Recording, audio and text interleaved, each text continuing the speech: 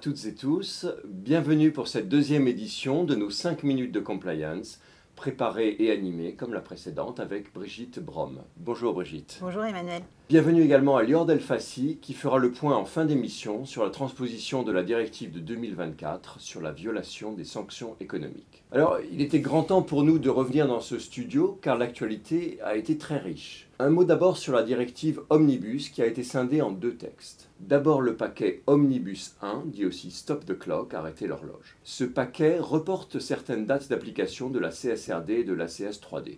Il a été définitivement adopté et publié. Il reste donc le paquet Omnibus 2 qui est plus complexe car il porte sur le fond.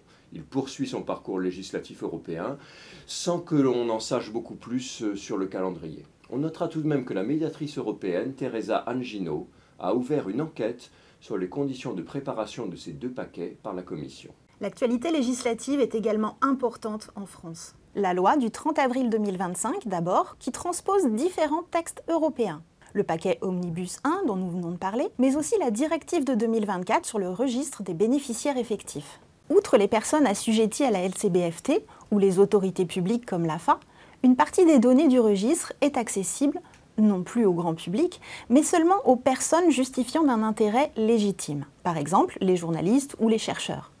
Mais aussi les personnes susceptibles d'entrer en relation d'affaires avec une personne morale ou encore celles soumises à la loi Sapin 2. C'est que le registre est utile à toutes les procédures d'évaluation des tiers et non seulement à la lutte contre le blanchiment. Autre texte important, la loi narcotrafic. Elle comprend plusieurs articles qui touchent de près ou de loin la compliance. On en retiendra 2, mais il faudra vraiment lire le texte attentivement dès qu'il sera publié au journal officiel. À l'heure de ce tournage, il est encore en examen au Conseil constitutionnel pour quelques jours. L'article 4 soumet aux obligations de LCBFT de nouvelles professions. Les promoteurs immobiliers et les vendeurs de moyens de transport de luxe à partir de 2027. Les sociétés de football à partir de 2029. Le même article oblige tous les assujettis à se former, sanction à la clé.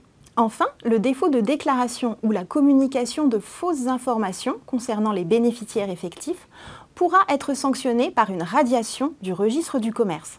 L'article 54 de cette loi apporte la première retouche à l'article 17 de la loi Sapin 2. Les mesures anticorruption de cet article 17 concerneront désormais également les dirigeants des personnes morales exploitant certaines installations portuaires sans condition d'effectif ou de chiffre d'affaires.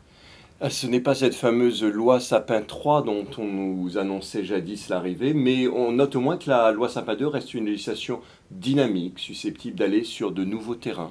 Autre nouveauté en matière de LCBFT, l'ACPR et Tracfin ont récemment mis à jour leurs lignes directrices conjointes. Parmi les nouveautés, on y trouvera des précisions sur la détermination des profils de risque et sur le point de départ du délai de déclaration de soupçon. Pour améliorer la détection, le recours à l'intelligence artificielle est encouragé, notamment pour prioriser le traitement des alertes. Et que diriez-vous maintenant, Brigitte, d'un peu de jurisprudence ?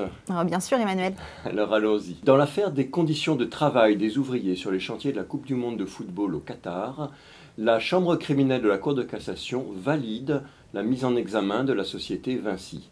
Cet arrêt, en date du 6 mai 2025, envoie, me semble-t-il, un signal aux entreprises françaises. Attention, le droit pénal français permet de mettre en examen une société multinationale française pour des faits de travail et de rémunération indignes reprochés à l'une de ses filiales à l'étranger.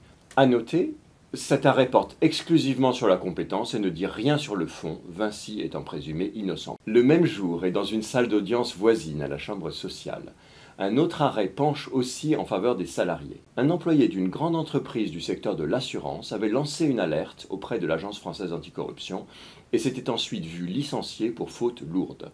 La Cour d'appel a annulé ce licenciement au motif que l'éventuelle mauvaise foi du lanceur d'alerte, je cite, ne pouvait être déduite d'une simple divergence d'analyse sur la qualification pénale que les faits seraient susceptibles de recevoir. La Cour de cassation approuve la Cour d'appel et contribue ainsi à solidifier le statut des lanceurs d'alerte en France. La mauvaise foi ne peut consister que dans le fait de rapporter sciemment des faits inexacts et non dans celui de rapporter des faits exacts mais mal interprétés. Enfin, et pour terminer sur une note moins favorable aux salariés, la Cour d'appel de Bordeaux a rappelé s'il le fallait que dans le cadre d'une enquête interne, le respect des droits de la défense et du principe du contradictoire n'impose pas que le salarié ait accès au dossier et aux pièces recueillies, ou qu'il soit confronté aux collègues qui le mettent en cause, ni encore qu'il soit entendu.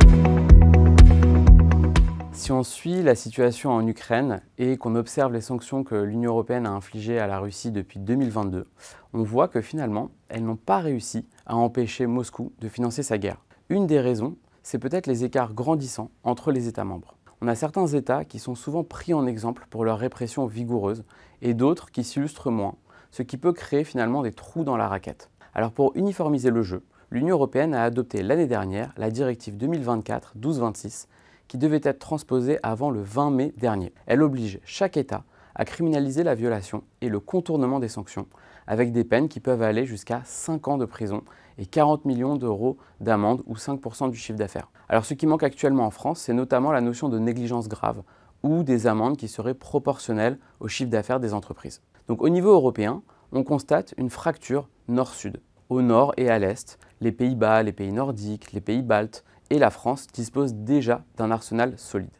Les Pays-Bas se sont ainsi illustrés par plusieurs poursuites et notamment la condamnation d'un homme d'affaires. Et le Danemark, de son côté, a poursuivi une entreprise qui livrait du kérosène à la Syrie. Au sud, en revanche, la situation évolue, mais elle reste plus contrastée. L'Espagne a déposé un projet de loi qui va criminaliser ces infractions. L'Italie va de son côté renforcer son fameux décret 231. Ces textes sont en cours d'adoption, mais les poursuites restent rares. La Grèce, Malte, la Croatie, quant à elles, n'ont toujours pas transposé la directive, et leur régime demeure essentiellement administratif, ce qui peut ouvrir la voie du contournement, par exemple en utilisant des sociétés écrans ou des ports francs qui sont dans ces pays. En résumé, on a une directive européenne qui va rendre la violation des sanctions passible de prison dans toute l'Union européenne. Mais au lendemain de la date limite de transposition, on ne constate pas d'engouement pour la transposer, alors que la guerre fait rage aux portes de l'Europe.